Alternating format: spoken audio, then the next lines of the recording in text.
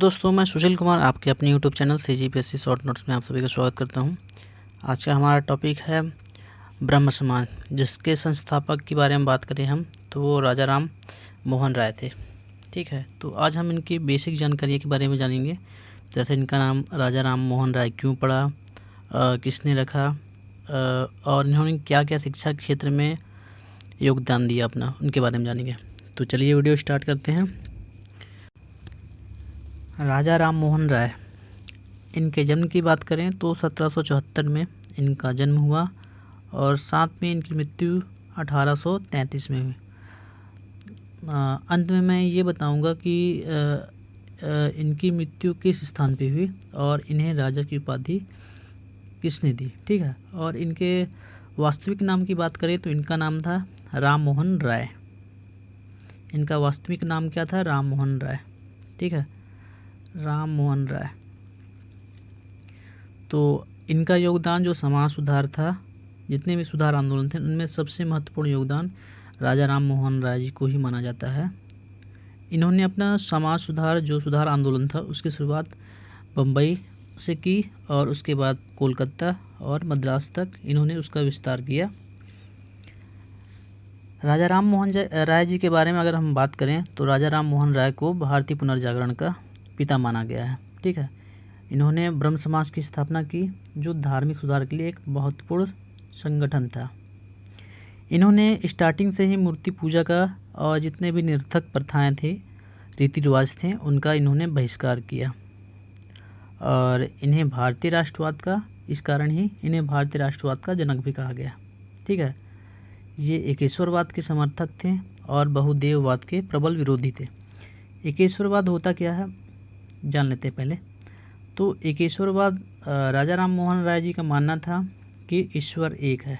ठीक है, ईश्वर जो है केवल एक है, उसके अलावा ईश्वर और नहीं है। ठीक है, तो ये एकेश्वरवाद यही होता है, केवल एक ही भगवान को मानना। ठीक है, एकेश्वरवाद को इन्होंने अपना उपहार के स्वरूप माना और जो बहुदेववाद थे उनका इन्होंने विरोध किया। ठीक है, राजा राम मोहन राय जी जो थे स्टार्टिंग से ही मूर्ति पूजा के विरुद्ध थे और इन्हें इसी कारण नव जागरण के अग्रदूत के नाम से भी जाना जाता है। ठीक है, अब बात में हम चर्चा करें तो इन्होंने विभिन्न क्षेत्रों में अपना योगदान किया, जैसे धार्मिक क्षेत्र में, शिक्षा के क्षेत्र में, पत्रकारिता के क्षेत्र में।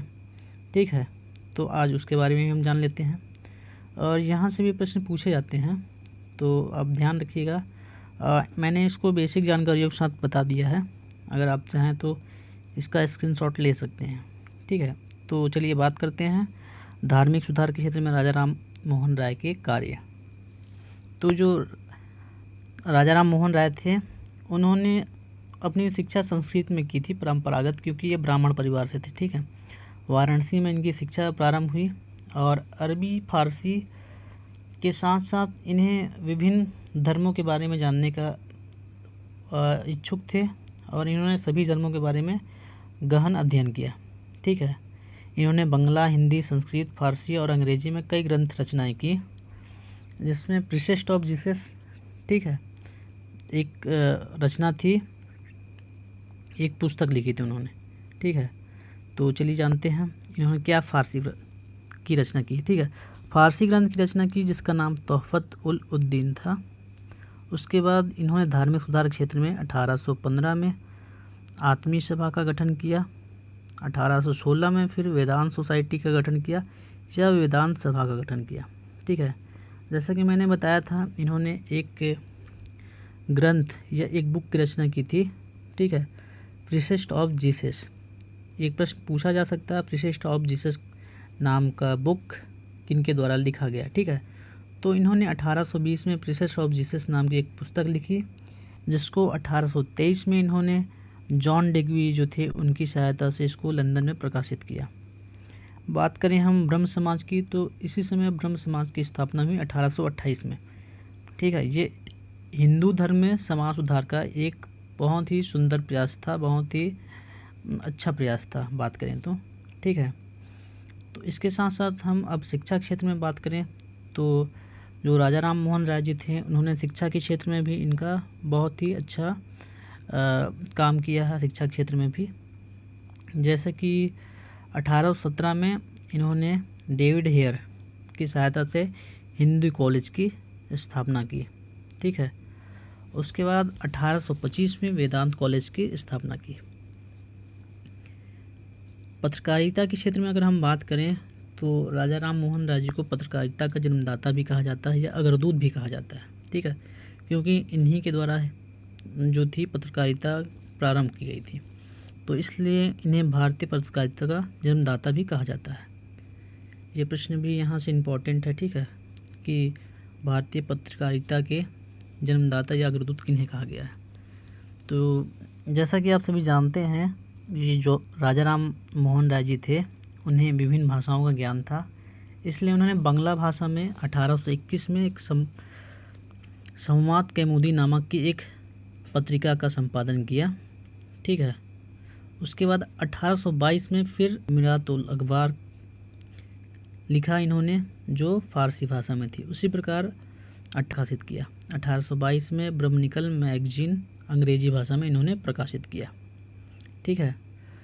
अब सामाजिक क्षेत्र में हम बात करें इनका क्या योगदान था, तो जो राजा राम मोहन राय जी थे सामाजिक क्षेत्र में इनकी बहुत बड़ी उपलब्धि थी कि 1829 में इन्होंने सती प्रथा जो थी, ठीक है, कि किसी के पति की मृत्यु हो जाने के बाद उसको उन्हीं की चिता पे लेटा के जला दिया जाता था।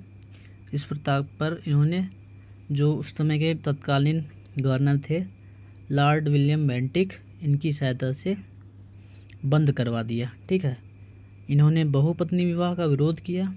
वे चाहते थे कि स्त्रियों को शिक्षा मिले, साथ साथ इनकी शिक्षा का सुधार हो और स्त्रियों की जो दयनीय स्थिति थी उनमें सुधार हो और इन्हें संपत्ति का अधिकार भी समान मिले, ठीक है।